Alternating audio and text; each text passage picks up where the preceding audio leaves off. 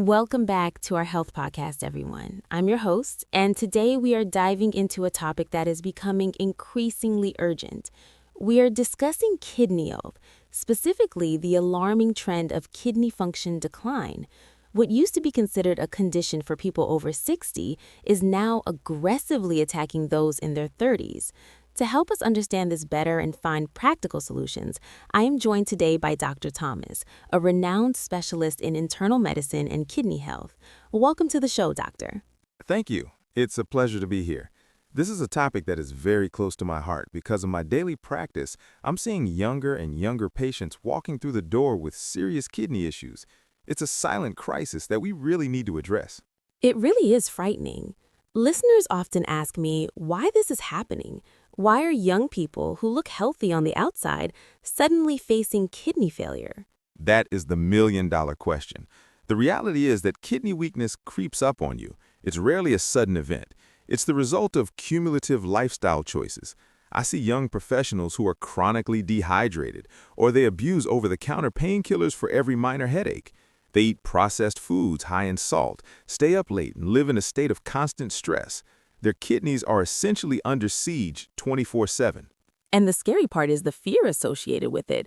I've spoken to many people who are terrified of their meals and their sleep because they worry that one small mistake will make their condition worse. It creates this cycle of anxiety. Absolutely. And that anxiety is understandable. I often tell my patients to think of the kidneys as the body's ultimate filtration plant. Imagine a factory that processes waste. If the machinery in that factory gets clogged or overworked, the trash doesn't leave the building. It piles up. When the kidneys are weak, the filtration system and the waste disposal system, which is your urinary tract, become chaotic. Toxins stay in the blood instead of leaving the body. That's a very vivid image. So if the factory is failing, what does that look like on the outside? What are the subtle signs that we might be missing? The most dangerous thing about kidney disease is that it doesn't scream, it whispers. It usually starts with very mild symptoms. You might wake up with slightly puffy eyelids or a swollen face. Many people look in the mirror and just think they slept poorly or gained a little weight. Right, they might just think, oh, I'm just retaining a bit of water today. Exactly. But if you look closer, you might notice your ankles are swollen or your shoes feel tighter than usual. I've had patients come in for a completely different issue, and I noticed the edema in their legs. When I ask them, they say they don't feel pain, so they ignored it. But I need to emphasize this. Just because the kidneys aren't hurting doesn't mean they aren't damaged. That is a crucial takeaway. No pain does not mean no problem. Aside from swelling, are there other red flags? Yes, you need to watch your digestion and your energy levels. When the kidneys fail to filter toxins, the body tries to divert energy to manage that inflammation. This slows down the digestive system. You might feel bloated, lose your appetite, or feel an exhaustion that sleep doesn't cure. And then, look at the toilet bowl. If your urine is foamy and the bubbles take a long time to disappear, that's protein leaking out. That is a distress signal from your kidneys that you cannot ignore. So, foaming urine, fatigue, and unexplained swelling, those are the signs. Now, Dr. Thomas, you mentioned weight. Many people think they're gaining fat, but it's actually something else. Correct. It's a trap many fall into. Rapid weight gain in a short period is often fluid retention in the tissues, not fat. Conversely, in later stages, you might see rapid weight loss due to muscle wasting. If you notice your weight swinging wildly without a change in diet, check your kidneys. It seems like the kidneys really are the unsung heroes of our body. When they struggle, everything struggles. They are the foundation, and unfortunately, many people react to a diagnosis by going to extremes. They starve themselves or cut out everything, which isn't necessarily good. The key is not to stop eating, but to stop eating the things that harm the kidneys and start eating the things that heal the microvessels within them. We need to balance water and salt. That's a perfect transition. You've brought with you a list of very simple, affordable ingredients, things we might see in the market every day, that can actually help restore kidney function. I'm excited to get into these. Yes, we often look for expensive miracle cures, but sometimes the best medicine is in the produce aisle. I want to share 4 or 5 specific vegetables that are incredibly powerful for renal health. Let's dive right into the first solution, Dr. Thomas. This is a vegetable that I think everyone knows, but perhaps we underestimate its power. It's fish mint, or what we sometimes call chameleon plant. Why is this humble herb so important for the kidneys? Fish mint is fascinating. In traditional medicine, it's known for having a cooling property. It is slightly spicy and has a sour undertone. But for the kidneys, its superpower is twofold. It's a diuretic and an antibacterial agent. A diuretic means it helps us pee more, right? Why is that good for someone with weak kidneys? Think back to the factory analogy. If the factory is clogged, we need to gently flush the pipes. Fish mint helps dilate the blood vessels in the kidneys, increasing urine flow. This helps flush out bacteria and reduces the pressure on the filtration units. For people suffering from fluid retention or swelling, that edema we talked about, fish mint acts like a natural release valve. It helps the body let go of that excess water. I see. It's like clearing a blockage. But you also mentioned it's antibacterial. Yes, kidney issues often come hand in hand with urinary tract infections. Fish mint contains decanoyl acetaldehyde, a compound that acts like a potent natural antibiotic. It helps fight off inflammation in the urinary tract, so you're flushing the system and disinfecting it at the same time. That sounds incredible, but Dr. Thomas, I have to be honest. Fish mint has a very strong, distinct smell. Some people struggle to eat it raw. How should we consume it to get these benefits? You're right, it's an acquired taste. The most effective way is actually quite simple. You don't have to eat it raw if you can't handle the smell. I recommend taking a handful of fresh leaves, about 300 grams, washing them thoroughly and boiling them with water. Drink it like a tea. Just boil it and drink the water?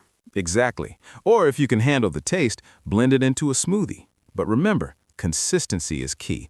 Don't expect a miracle after 1 cup. It takes time for the body to utilize these compounds to reduce inflammation. Okay, so that's the cooling herb. But the second vegetable on your list seems to be the complete opposite. We're talking about Vietnamese coriander or laxa leaves. Isn't that a hot herb? It is, and that is exactly why it's on the list. Balance is everything. As we age or when the kidneys are weak, our internal fire or metabolic heat often drops. This leads to cold hands, cold feet, and a cold sensation in the lower back. The kidneys hate the cold. That explains why my elderly relatives always complain about being cold when their health declines. Precisely. Vietnamese coriander has a spicy, warm nature. It contains essential oils and antioxidants that act as a circulation booster. It warms up the core. When the blood flows better, the kidneys get more oxygen and nutrients. So, while fish mint cools inflammation, Vietnamese coriander warms the circulation. That's a perfect way to put it. It's also excellent for digestion. Many kidney patients have trouble digesting food, leading to bloating. This herb stimulates digestion. But more importantly for our topic, it helps reduce nocturia. That's the medical term for waking up multiple times at night to pee. Oh, waking up at night is a huge problem. It ruins your sleep quality. It does, and poor sleep hurts the kidneys even more. By warming the kidney area and improving circulation, Vietnamese coriander can help calm the bladder at night. It creates a better environment for the kidneys to rest. That is fascinating. It's like fire and ice. One cools, one warms, and together they create balance. Exactly. But a word of caution regarding the Vietnamese coriander. Because it is physically heating, you shouldn't overdo it. Small amounts are medicine. Large amounts can be irritating. It's about moderation. That makes sense. We are using food as medicine, so dosage matters. Now, moving on to the third item.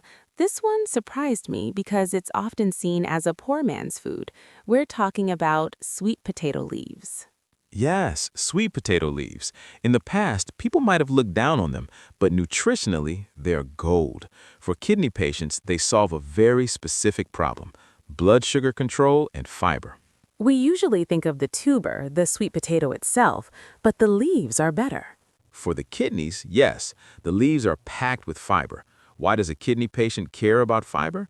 Because fiber acts like a sponge in the gut. It slows down the absorption of sugar and fats. High blood sugar is one of the leading causes of kidney failure because it damages the tiny blood vessels.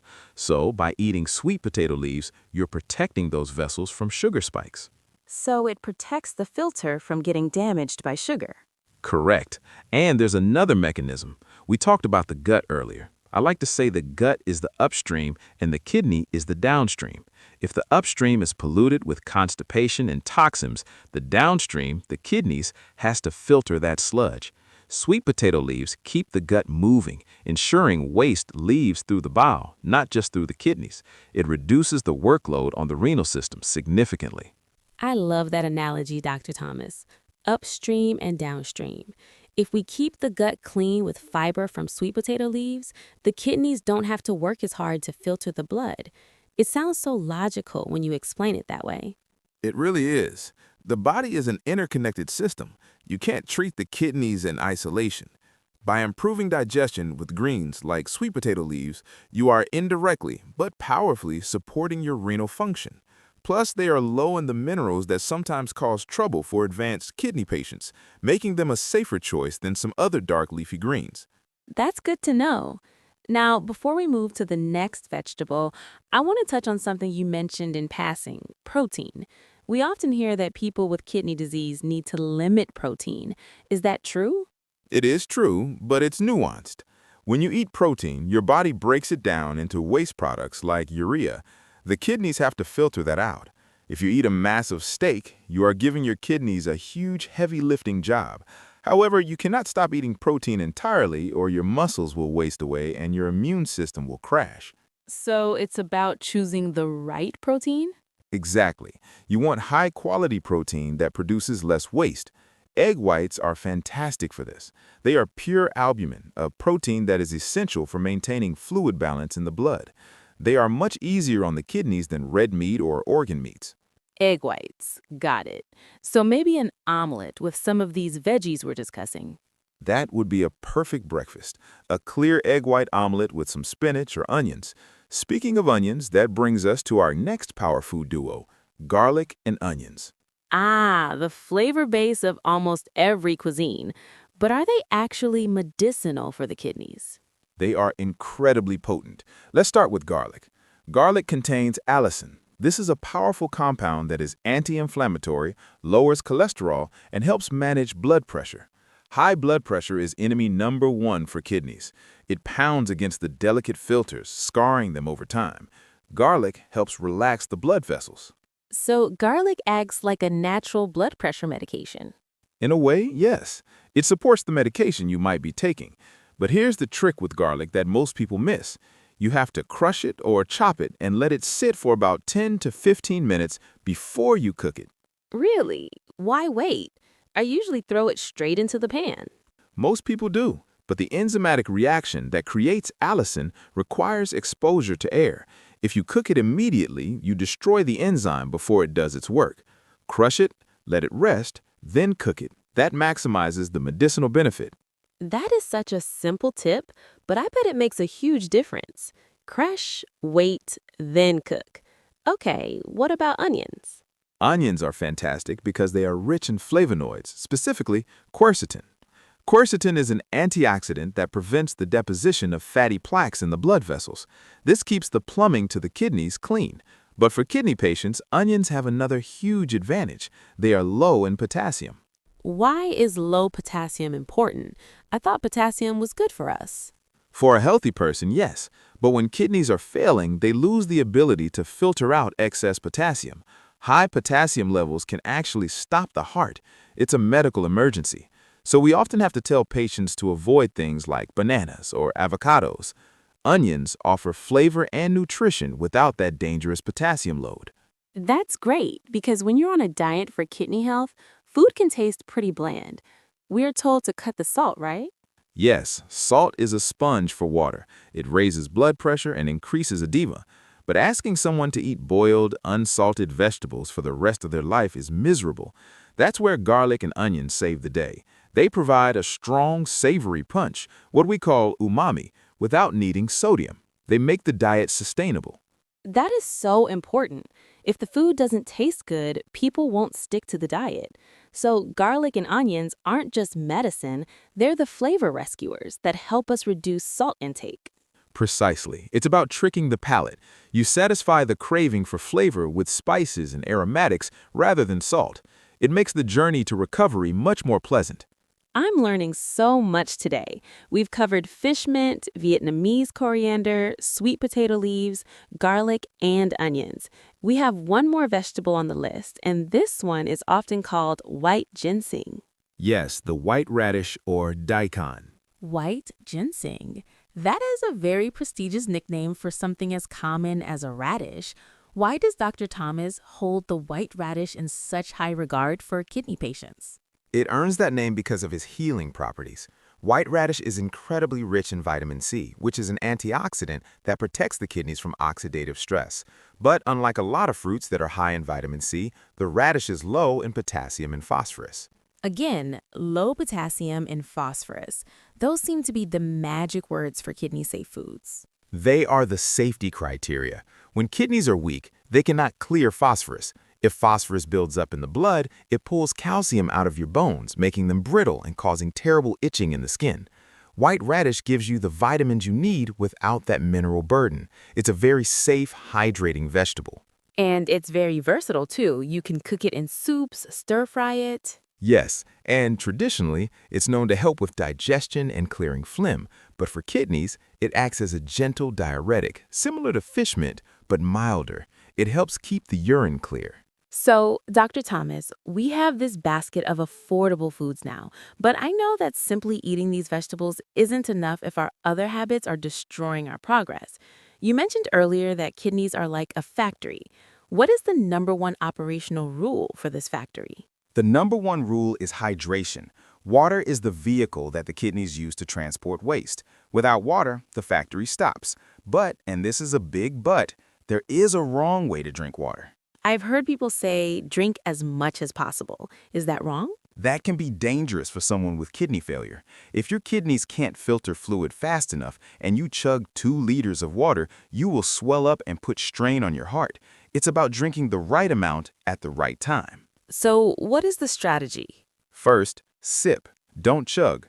Drink slowly throughout the day. This keeps a steady flow rather than a flood.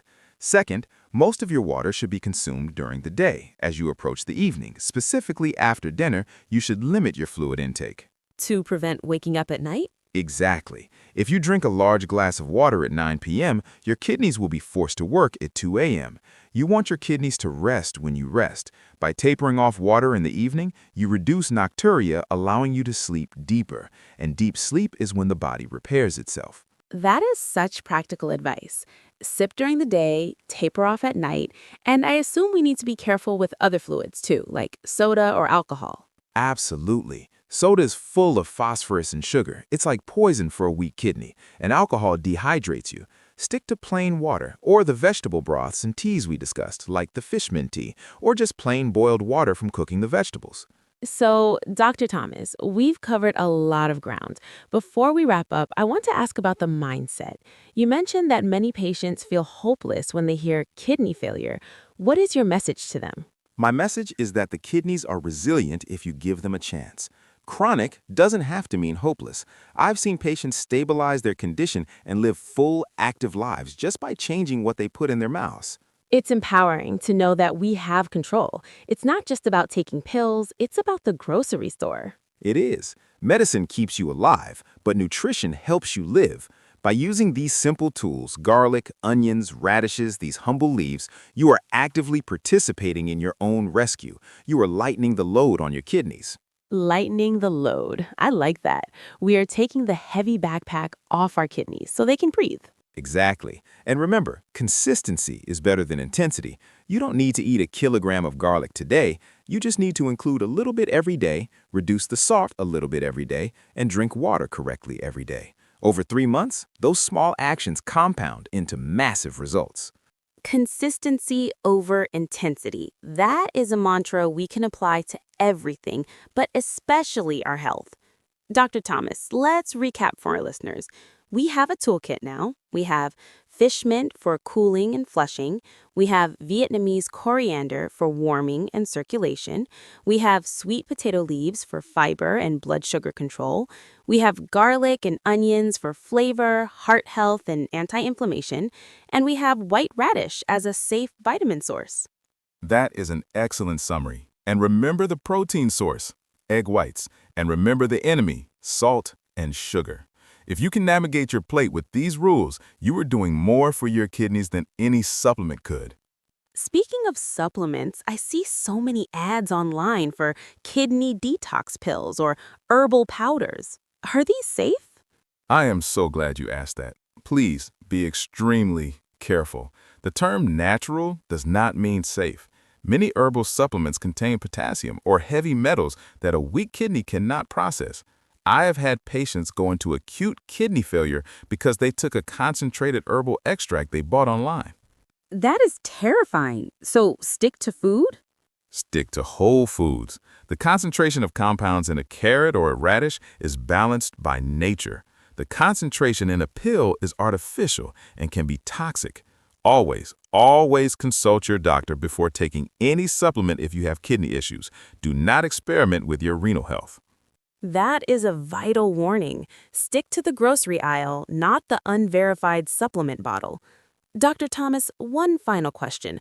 For our listeners who are over 60, who might feel like their body is just naturally slowing down, is it ever too late to start this? It is never too late. Even if your kidney function is at 50% or 40%, you can preserve what you have. The goal is preservation and stability. If you start eating right today, you prevent further damage tomorrow. I have patients in their 80s who maintain their kidney function just fine because they respect their diet. So start your next meal with intention. Start your next meal with intention. I love that. Dr. Thomas, thank you so much for joining us today. This has been incredibly eye-opening. You've taken a very scary, complex medical topic and made it sound manageable and practically delicious. Thank you for having me. It's been a privilege to share this information.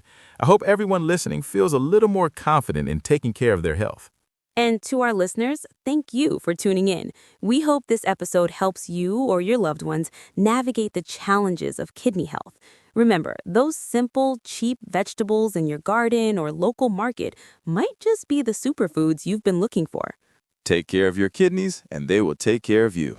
Well said. We will be back next week with another episode on how to live a healthier, happier life.